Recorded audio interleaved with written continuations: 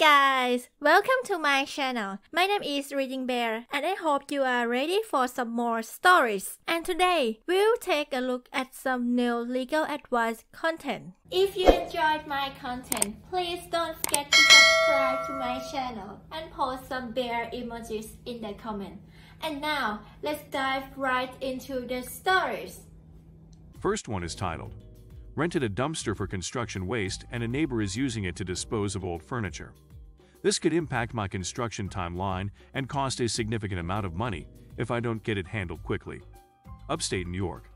I know this is a long post, but please read the whole thing if you have time. The details are far more complicated than I can get across in one paragraph, and the situation is very quickly approaching disaster status. I rented a dumpster to accommodate the waste that will be generated by some landscaping and construction projects I'm about to get started. It arrived on Friday. On Saturday night, the guy across the street from me dragged a bunch of large furniture assorted smaller items out of his garage and tossed them in my dumpster. There's enough crap to have filled roughly 3/4 of the dumpster. My security cameras captured the entire thing. I have saved the footage and backed it up. The neighbor denied the everything when I told him that he's gotta get his crap out of my dumpster. He became belligerent and threatening when I mentioned the footage, then slammed the door in my face. His perspective is that it's not on his property, so it isn't his problem. I called the police right after this exchange. The responding officer, while sympathetic to my situation, told me that it's not a law enforcement issue and I'll have to sort it out with my neighbor or take him to civil court. Pickups need to be scheduled in advance to have the dumpster emptied, the first of which will be next Monday. The dumpster company is booked solid for pickups through the middle of next week, so rescheduling is not an option. I have to pay for each pickup as well, so I'd be incurring extra costs even if they could come earlier. I have contractors starting a project on Wednesday morning, and they will fill the dumpster within a couple of hours of getting started if the neighbor's crap is still in there. The dumpster should have been more than large enough to handle the trash that they generate between Wednesday and Friday. I legitimately don't have anywhere to stash this guy's crap without interfering with their work, nor do I have an alternative solution for the waste that they'll create. I'm also obligated to provide a dumpster and deal with the waste removal per the terms of our contract. If I don't get this figured out by then, I'll have to reschedule with these guys. I know that they're already booked through the summer. I scheduled my job well in advance for just this reason. If I have to reschedule these guys, it will lead to a domino effect. Most of the other contractors I have booked will not be able to start their projects till this one is completed. I hadn't looked over all of the stuff I've signed and done the math yet, but the money I'd have to eat for canceling rescheduling these jobs is pretty sucking significant. This is in an unincorporated part of the county with no municipal bulk waste pickup. You have to take it to the dump yourself or hire someone to do so, which explains my neighbor's motivation for borrowing my dumpster. I'd be happy to get this guy's crap hauled off and just take him to small claims court to recoup whatever I pay to do so. But I've looked into countless options to make this happen, and none of them will be able to get it done enough to take this well outside of small claims territory if it doesn't get sorted as soon as possible. I'd really like to avoid having to take this to regular court because of the time and money involved, but I haven't been able to come up with a solution that will mitigate my expenses enough to do so. The only thing I can think of at this point is tossing this guy's trash in his driveway and hoping that it doesn't wind up starting World War III. That said, I am not particularly concerned about doing irreparable harm to our relationship. As far as I'm concerned, that ship has sailed. I'm really just looking for any suggestions that will lead to this getting squared away before Wednesday morning, so any general advice along those lines would be extremely appreciated. I know I'm supposed to have a specific legal question here, so what kind of consequences might I be looking at if I decide to just toss this a-hole's stuff on his driveway/lawn tomorrow? Update on my neighbor throwing his crap in my dumpster. The officer who responded to my initial call wound up calling me yesterday morning to ask for an update on the situation. I told him about the contractors coming by later that afternoon and my plan to sue my neighbor to cover the cost. He said he wanted to take another shot at getting this guy to do the right thing and came by about an hour later. The neighbor's wife actually wound up answering the door this time, and it seems like her husband had told her a very different story about the situation. Long story short, she came over to apologize and told me that her husband and son would start clearing their crap out within the hour, and she was true to her word.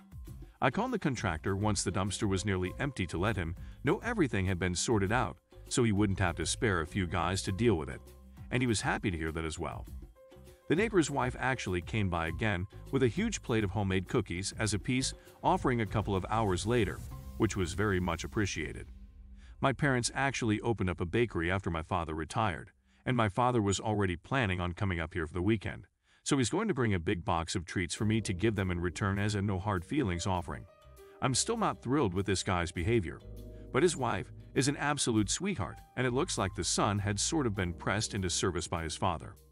I'd rather maintain a decent relationship with my neighbors if possible either way. As of now, I've got a crew of guys working in my garage, and they are absolutely bumping some placata, which makes me feel like I'm back home in the Bronx, but with a much bigger backyard. All in all, it seems like things have been completely and amicably resolved. Thank you to everyone who commented on my original. I live in California and have been paying my rent on time and just got a notice to vacate premises within 3 days. Apparently my house that I've been renting since April just went into foreclosure and sold at auction, and we never knew about it because our landlord/landowner stopped paying everything on the house. So a new realty company or something just bought the house and has given us a notice to vacate within 3 days. What can I do? This is super unexpected, and I just started the school semester. I have no idea what's going on. What are my rights? Do I have really 3 days to vacate? Update. Thank you to everyone who has offered advice on how to move forward or advice on what my rights are. I have currently emailed the new landlord that we are planning on staying for the remainder of our lease, but are open to negotiating a cash for keys option. I let them know we have spoken with a lawyer and are going to send our lease agreement over, as well as requesting somewhere to send our rent to. What happened was the property owner got foreclosed on because of not paying anything for the house, mortgage, taxes, etc. We notified the property management company that we were receiving notices that the house was in possible foreclosure and auction, as we were getting notices here since late June/early July. So I doubt the property management company was clueless. Final update. Quick recap. My previous landlord was foreclosed on 5 months into our lease. New landlord who purchased the property we are renting issued us a notice to vacate within 3 days. Contacted the new landlord telling them I know my rights as a tenant and would like to stay the remainder of the lease or would be up to negotiating a cash for keys option.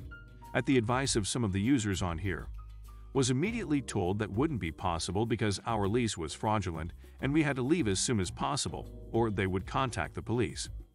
At the advice of multiple people on this sub, I contacted my university, which I attend, who got me in contact with multiple resources. Ended up applying for my city's EPP, Eviction Protection Program, who assigned an attorney that specializes in tenancy law to me free of charge. My awesome attorney managed to resolve the entire matter within a week. Basically told me the new landlords had no case and were more than likely trying to bully me out of my lease.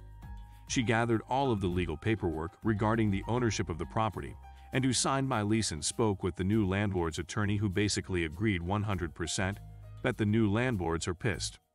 Ended up getting the new landlords to sign paperwork that same day saying they'd honor our lease. Although I'm not feeling too comfortable after this entire crap show, so I'll be considering a cash for keys option to find a new place to live. Don't want to stay in a potentially hostile tenancy environment. Basically, my attorney is a badass, and I'll be getting her and her team a gift of gratitude. Try to show your tenant is renting out my apartment on Airbnb. Tenant isn't responding. Airbnb doesn't care, and my condo board is threatening to fine me for each violation. I have no idea how to even handle this. Location: Toronto, Ontario. I own an apartment in downtown Toronto. Our building has had a bad history of problems with Airbnb tenants, so we voted to ban any sort of short-term rental. Currently, I am on the other side of the continent for work, and won't be back until January. I decided to list my place up for a rental in late August, for rental until January. Since the rental time was almost half a year, it doesn't count as a short-term rental. Several people do this in our building, and it is fine.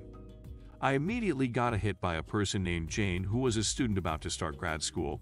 I don't know if this is true or not, and we talked and decided to agree to the rental. She signed a document indicating she agreed to the building's rules, including the notice about no short-term rentals through services such as Airbnb. Yesterday, I got an email from our property manager. On Monday, they were testing each unit's smoke detectors, and he noticed there were 3 people in the unit, along with a strong smell of pot. They apparently identified themselves as Airbnb renters. Apparently, they tried to deny our property manager from entering, since they weren't sure of who he was since they were only renting this place for a week through Airbnb. I am violating the rule about no short-term rentals. I am apparently in violation of a bunch of rule violations, such as the fact that more people are staying in my unit than permitted. Apparently, multiple guests have been parking overnight in the visitor's spot, not allowed, who all recorded my unit number as the one they are visiting. After getting that email, I called him and confirmed, and I was able to find my place listed on Airbnb using very recent photos of my apartment. I tried to contact Jane through email, no response. Phone calls go to voicemail and Facebook. She blocked me after I sent her a message. I have tried numerous times to talk to Airbnb, but all they have told me is they can't do anything about this and basically refuse to do anything about the listing.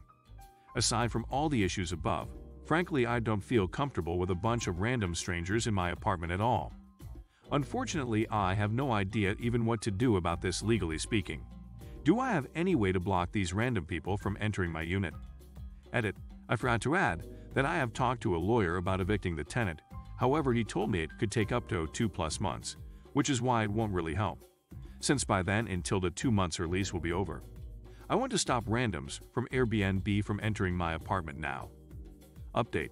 Just wanted to thank you all for your support/advice. I was really dumb and naive when it comes to renting out my apartment.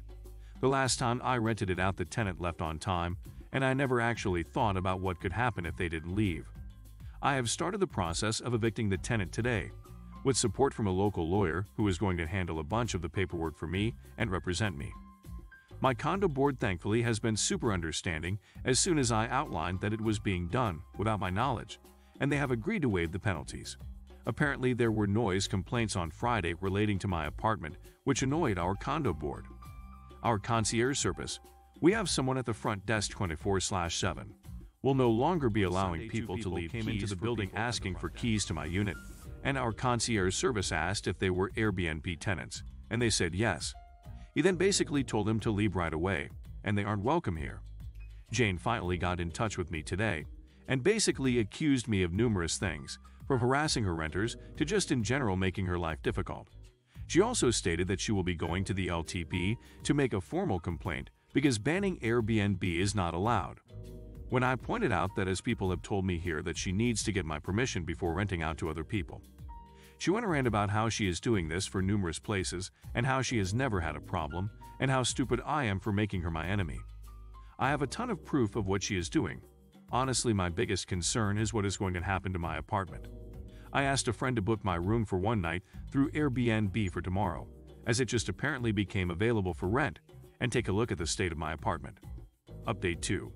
Thank you all for the wonderful advice, especially the fact that I am allowed to elect someone by proxy to do a unit inspection. I am never going to rent out my room again because this has been a massive battle.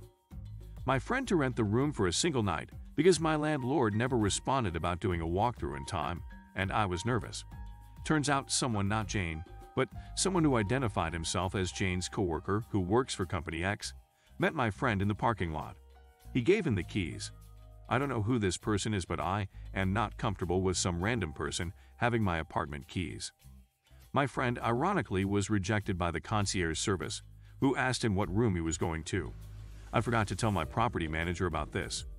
My friend got a full refund from Airbnb, and him and his girlfriend were put up in a nice hotel a few blocks away by Airbnb for the night.